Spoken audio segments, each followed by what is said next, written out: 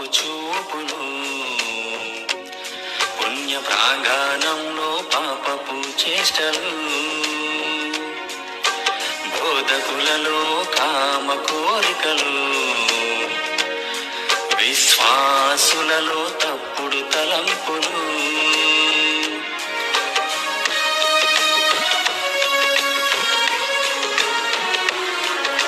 మందిరంలో మోహపు చూపులు, పుణ్య ప్రాంగణంలో పాపపు చేష్టలు, బోధకులలో కామ కోరికలు, విశ్వాసులలో తప్పుడు తలంపులు, వీటికి కారణం వీడు, వీటిని జయించువాడే క్రైస్తవుడు. సాతాను మాయ గమనించవేమయ్యా, సాతాను చేసే పనులేంటో చూడవయ్యా, సాతాను మాయ గమనించవేమయ్యా, సాతాను చేసే పనులేంటో చూడవయ్యా. ఆది నుండి మనిషి మీద పగబట్టిన వాడు, మనిషి కోసం నిదురపోక పని చేసేవాడు. ఆది నుండి మనిషి మీద పగబట్టిన వాడు, మనిషి కోసం నిదురపోక పని చేసేవాడు. సాతాను మాయ గమనించవేమయ్యా, సాతాను చేసే పనులేంటో చూడవయ్యా. పవిత్రమైన క్రీస్తు సంఘములోనికి సాతాను ప్రవేశించి ఎలాంటి మాయలు చేస్తుందో, ఏర్పరచబడిన వారిని సహితం మోసగించి విశ్వాసులను సహితం తన ఎంట ఈడ్చుకుని పోతుంది. గమనించుకో, నువ్వు సాతాను మాయలో ఉన్నావా, దేవుని చేతిలో వాడబడే పాత్రవా? Praise the Lord. క్రీస్తునందు ప్రియమైన సహోదరి సహోదరులారా, ఈ శ్రమ దినాల ధ్యానాల్లో మరి 9వ రోజుకు మనం చేరుకున్నామంటే పరిశుద్ధాత్మ దేవుని యొక్క నడిపింపు, అలాగే నా ప్రియమైన సహోదరి సహోదరులు దేవుని పిల్లలు చేసిన ప్రార్థనలే. అందును బట్టి మీకు కూడా ధన్యవాదాలు. మన ప్రభు రక్షకుడు యేసుక్రీస్తు నామంలో పరలోకపు తండ్రి అయిన దేవునికి కూడా కృతజ్ఞతలు, స్తుతులు, వందనాలు చెల్లించుకుంటూ ఉన్నాను. ప్రియులారా, ఈ దినము సాతాను వానిలో ప్రవేశించెను, ఈ మాటను ధ్యానించవలనని ప్రభు తలంపు ఇచ్చి ఉన్నారు. యోహాను సువార్త 13వ అధ్యాయం 27వ వచనంలో మనం ఒక సందర్భంలో ఈ మాటను తీసుకున్నాం, కానీ దాన్ని క్లుప్తంగా ముగించాము. వాడు ఆ ముక్క పుచ్చుకొనగానే సాతాను వానిలో ప్రవేశించెను. యేసు నీవు చేయుచున్నది త్వరగా చేయుమని వానితో చెప్పగా. ప్రియులరా, ఈ మాటను మనం జాగ్రత్తగా చూడటానికి కొన్ని విషయాల్ని మనం గమనంలోకి తీసుకుందాం. యోహాను సువార్త 6వ అధ్యాయము 70-71 వచనాల్లో చూస్తే యేసుక్రీస్తు ప్రభు అన్నాడు, నేను 12 మందిని ఏర్పరచుకొనలేదా, మీలో ఒకడు సాతాను అని వారితో చెప్పాను. అంటే ఇస్కరియోతు యూదాతో ఉన్న సాతానుని ప్రభువు చాలా ముందుగానే గుర్తుపట్టారు. ఆయన ఇప్పుడు అప్పగించబడే సమయం సమీపించి ఇప్పుడు నువ్వు సాతానురా అనట్లా. ఇది మనం చాలా ఆలోచించాలి. ఎప్పుడైనా యోధ 12 మందిలో ఒకడై ఉండి ఆయనను అప్పగింపబోచుండెను కనుక వాని గూర్చియే ఆయన ఈ మాట చెప్పెను.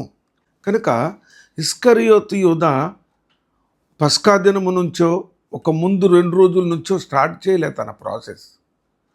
ముందుగానే అతడు సాతానుతో సహవాసం కలిగి ఉన్నారు. ప్రియులారా,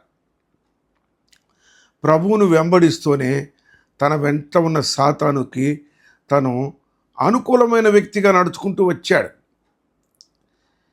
ఈ విషయమైన మరి ప్రవచనాత్మకమైన కీర్తన 41:9 ఏమంటారంటే, నేను నమ్ముకొనిన నా విహితుడు, నా ఇంట భోజనము చేసినవాడు నన్ను తనుటకై తన మడమ ఎత్తెను.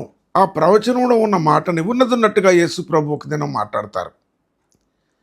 యోహాను సువార్త 13వ అధ్యాయం 18వ వచనంలో, మిమ్మల్ని అందరి గురించి నేను చెప్పలేదు, నేను ఏర్పరచుకున్న వారిని ఎరుగుదును కానీ నాతో కూడా భోజనము చేయవాడు నాకు విరోధముగా తన మడమ ఎత్తెను అను లేఖనము నెలవేరుటకై ఇలాగూ జరిగాను అన్నాడు. ఇప్పుడు లేఖనం ఉంది కాబట్టి అప్పగిస్తున్నాడా? లేఖనం ఉంది కాబట్టి అతన్ని సాతానికి వదిలేశారా దేవుడు? లేకుంటే జరగబోయింది చెప్పటం లేఖనమా? అయితే జరగవలసిన దాన్ని చెప్పేదే లేఖనము లేదా ప్రవచనము. అందును బట్టి ప్రియులరా,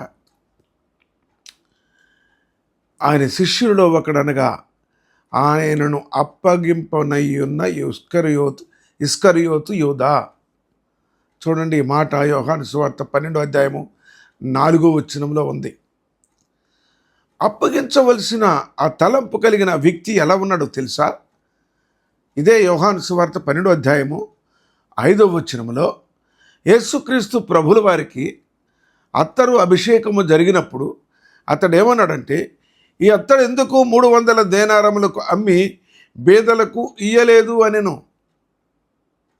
అక్కడ ఏమనుందంటే, వాడు బీదల మీద శ్రద్ధ కలిగి కాదు అన్నారు. ప్రభువుకు జరుగుతున్న అభిషేకము, ప్రభువుకు జరుగుతున్న ఆ యొక్క ఘనత ఓర్వలేనిదిగా ఉన్నది సాతాను. ప్రియులరా, నీ పక్కన ఉంటారు, నీతో ఉంటారు, నువ్వు అన్నవు అంటారు, తమ్ముడవు అంటారు, నా ప్రియుడవు, సహోదరుడవు అంటారు. కానీ నీవు హెచ్చించబడితే వాళ్ళు సహించలేరు. వారి ముందు నువ్వు గణపరచబడితే వారు తట్టుకోలేరు. వారి ముందు నువ్వు ఎవరి చేతనైనా గౌరవించబడితే వారు ఆకలింపు చేసుకోలేరు. వారెవరంటే శిష్యులలో ఒకడైన ఇస్కరియోతు యూదా సమానులే. ఒకవేళ నీవు అలా ఉన్నావా, నేను అలా ఉన్నానా? ప్రభుని ఇప్పుడే అడుగుదాం. ఎవరు మన కళ్ళ ముందు ఒకరు అభివృద్ధి అవుతుంటే, మన కళ్ళ ముందు ఒకరు గౌరవించబడుతుంటే, మన కళ్ళ ముందు ఒకరు సన్మానించబడుతుంటే, మన కళ్ళ ముందు మనకి తెలిసిన వాళ్ళే మనల్ని విడిచి అతన్ని మాత్రమే గౌరవిస్తుంటే సంతోషించి ఆనందించుదాం. ఒక దినాన ఇస్కరియోతు సాతానుకి అప్పగించబడటం కాదు, ముందు నుండి సాతానుకు సహచరుడుగా అనుచరుడుగా బ్రతుకుతూ వచ్చాడు. యోహాను సువార్త 12వ అధ్యాయం 6వ వచనంలో ఏమన్నారంటే, అతడు దొంగిలించుచూ వచ్చెను అన్నారు. వాడు దొంగ అయి ఉండి తన దగ్గర డబ్బు సంచి ఉండినందున అందులో వేయబడినది దొంగిలించుచూ వచ్చెను గనుక అలాగూ చెప్పెను. డబ్బు సంచి వానికి అప్పగించాడు దేవుడు.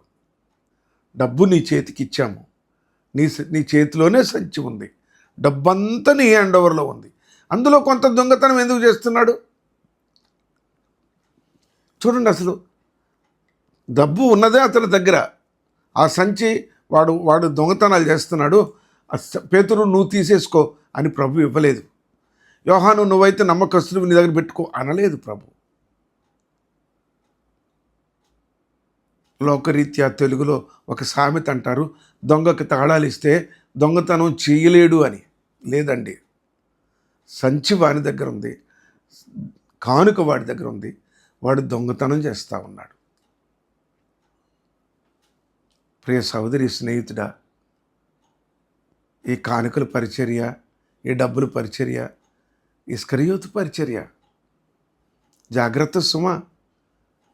ఇవాళ మనం ధ్యానిస్తుంది కేవలం యేసు ప్రభు నా కొరకు శిరసొంచాడు, చనిపోయాడు, ఉమ్మివేయబడ్డాడు, బాధపడ్డాడు, ఇంతవరకే కాదు.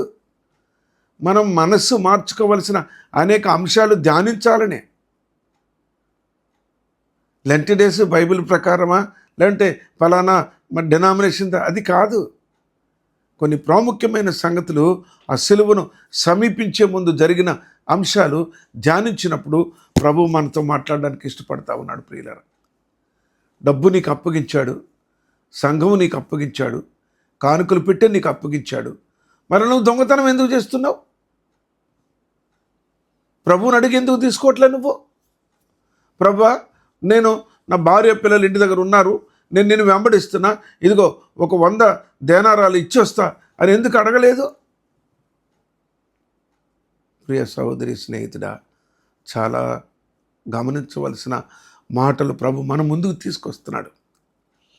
యోహాను సువార్త 13వ అధ్యాయంలో 2వ వచనంలో, వారు భోజనము చేయుచుండగా ఆయనను అప్పగింపవలనని సీమోను కుమారుడు ఇస్కరియోతు యూదా హృదయములో అపవాది ఇంతకు ముందు ఆలోచన పుట్టించి ఉండెను.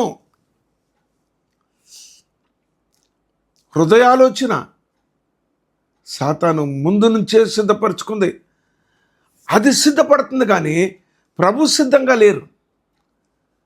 అది సిద్ధపడతా ఉంది. ఎప్పుడు సిలువ ఎప్పుడని సిద్ధపడతా ఉంది. దాని నిమిత్తమై ఇస్కరియోతు యూదాని దినదినము సిద్ధపరచుకుంటా ఉంది. ఒక గాయమా ప్రభు పొందింది? ఒక గాయమా? కాదండి, కాదు. పస్కా దినమునకు 2 రోజుల ముందు మనుష్య కుమారుడు పాపుల చేతికి అప్పగించబడతాడు అని చెప్పటానికి 6 నెలల ముందు నుంచేనండి. అప్పటి నుంచి సాతానుకు ఆయనకి ఇస్కరియోతు యూదా హృదయము స్పష్టంగా తెలుసు. లేఖనం అంటా ఉంది, అందరి హృదయములు ఎరిగిన దేవుడు అని. మత్తయి సువార్త 26వ అధ్యాయం 14వ వచనంలో, అప్పుడు 12 మందిలో ఒకడు ఇస్కరియోతు యూదా ప్రధాన యాజకుల యొద్దకు వెళ్ళి, శాస్త్రులు కానీ, పరిసయ్యులు కానీ, ప్రధాన యాజకులు కానీ, లేదు కైసరు లేకుంటే మరి ఇంకా అక్కడున్న పరిపాలకులు కానీ ఎవరు యేసు ప్రభుతో ఏకీభవించిన వాళ్ళే లేరు. నువ్వెందుకెళ్ళి కలుస్తున్నావు? ఎందుకెళ్ళి కలుస్తున్నావు? సరే, ప్రభువుకు తెలియకుండా పేతురింటికి వెళ్ళొచ్చావు, లేకుంటే యోహానింటికి వెళ్ళొచ్చావు, లేకుంటే ఇంకొక మరి సహోదరుడి ఇంటికి వెళ్ళొచ్చావు అంటే అర్థం ఉన్నది. బయట వాళ్ళిద్దరు కలుసుకొని ప్రభు విషయం మాట్లాడుకున్నారంటే అర్థం ఉన్నది. ఎందుకు బయటికి వెళ్ళి కలుస్తున్నాం? కనుక రెండు పడవల మీద ప్రయాణం ఒకవేళ ఉంటే ఈ మాట మాట్లాడుతున్నప్పుడే మనం ఆలోచించాలి. సరే, మంచిది. ప్రధాన యాజకులు యేసు ప్రభు బోధించ ముందు వాళ్ళే ముందున్న వాళ్ళు, వాళ్ళే ప్రధానమైన వాళ్ళు, వాళ్ళే ఇంతకాలం మందిరాన్ని నడిపించిన వాళ్ళు, మంచిదే. మరి వాళ్ళ దగ్గరికి వెళ్ళినప్పుడు ఏం మాట్లాడుతున్నాడు అతను? ఏం మాట్లాడుతూ వచ్చాడు? నేను మీకు ఆయనను అప్పగించిన ఎడల నాకు ఏమి ఇత్తురు? అందుకోసం వెళ్ళినాడు. గౌరవించడానికో, మర్యాద చేయడానికో, లేకుంటే మరేదన్నా ఒక సంగతి తెలుసుకోవడానికో, లేకుంటే యేసు ప్రభు గారు ఎలా బోధిస్తున్నారు, మీరు అలా బోధించారు ఎందుకని బ్రదర్ అని అడగటానికో పోలేదండి. నాకేమొస్తుంది? మత్తయి సువార్త 26వ అధ్యాయము 16వ వచనంలో ఏమన్నదంటే, వాడు అప్పటి నుండి ఆయనను అప్పగించుటకు తగిన సమయము కనిపెట్టుచుండెను. ఇప్పుడు కనిపెడతా ఉన్నాడు. ఈయన బోధించే సమయంలో అప్పగించాలా, ఇంటికెళ్ళి పడుకునేటప్పుడు అప్పగించాలా, లేకుంటే ఆ కొండ మరి రాత్రి వెళ్ళి మోకరించినప్పుడు అప్పగించాలా? అసలు శిష్యులు ఎప్పుడు లేకుండా ఎప్పుడు ఉంటాడు? వేచి ఉంటున్నాడు. కనుక ప్రియులరా, చాలాసార్లు మనం ఏమనుకుంటామంటే మన ప్రభువు కునుకడు, నిద్రపోడు అని. సాతాను కూడా నిద్రపోడు. నిన్ను పట్టుకునే వరకు నిద్రపోడు, నిన్ను పట్టించే వరకు నిద్రపోడు. అందుకే యేసుక్రీస్తు ప్రభువు ఒక పని చేశారు. ఆ పని ఒకసారి మనం చాలా ప్రాముఖ్యమైన మాట అది. ఏమంటే యోహాను సువార్త 13వ అధ్యాయం 26వ వచనంలో, అందుకు యేసు, నేను ఒక ముక్క ముంచి ఎవరికి ఇచ్చేదనో వాడే అని చెప్పి ఒక ముక్క ముంచి సీమోను కుమారుడగు ఇస్కరియోతు యోదాకి ఇచ్చెను. ఇస్కరియోతు యోదా తండ్రి పేరు సీమోను. ప్రియులారా, ఇక్కడ గమనించవలసిన ఒక మాట ఉన్నది. ఎందుకు ఒక ముక్క ముంచి యేసు ప్రభు ఇచ్చాడు? వాడిని సాతానుకు అప్పగించడానికా, లేకుంటే